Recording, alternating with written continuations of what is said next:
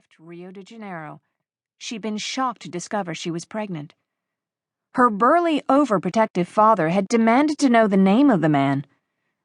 Laura had been afraid he might go after Gabriel Santos with an ultimatum, or worse, a shotgun.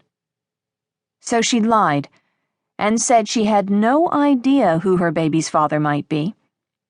She described her time in Rio as one gigantic shagfest, when the truth was that she'd had only one lover her whole life, and even that had been for a single night.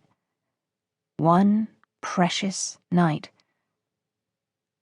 I need you, Laura. She still felt the violence of her boss's embrace as he'd pushed her back against his desk, sweeping aside paperwork and crashing the computer to the floor. After more than a year, she could still feel the heat of his body against hers, the feel of his lips against her neck, his hot, brutal kisses against her skin.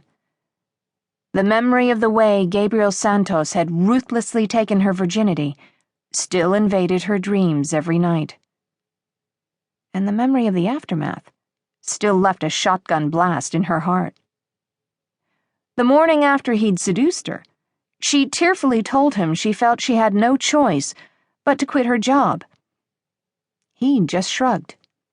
"Good luck," he said. "I hope you find what you're looking for."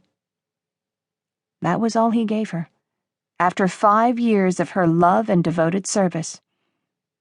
She'd loved her playboy boss, stupidly and without hope. It had been 15 months since she'd last seen Gabriel's face, but she could not forget it, no matter how hard she tried. How could she, when every day she saw those same dark eyes in her child's face? Her tears in the little white clapboard church an hour ago hadn't just been from happiness for Becky. Laura had once loved a man with all her heart, but he hadn't loved her back. And as the cold February wind whipped through their northern valley, there were still times she imagined she could hear his dark, deep voice speaking to her, only to her. "Laura." Like now. The memory of his low, accented voice seemed so real. The sound ripped through her body, through her heart, as if he were right beside her, whispering against her skin. "Laura." His voice felt really close that time. Really close. Laura's hand shook as she set down her glass of cheap champagne. Lack of sleep and a surfeit of dreams were causing her to hallucinate. Had to be. It couldn't be. With a deep breath, she turned. Gabriel Santos stood before her. In the middle of her family's crowded living room, he towered over other men in every way, even more darkly handsome than she remembered. But it wasn't just his chiseled jawline or his expensive Italian suit that made him stand out. It wasn't just his height or the strength of his broad shoulders. It was the ruthless intensity of his black eyes. A tremble went through her.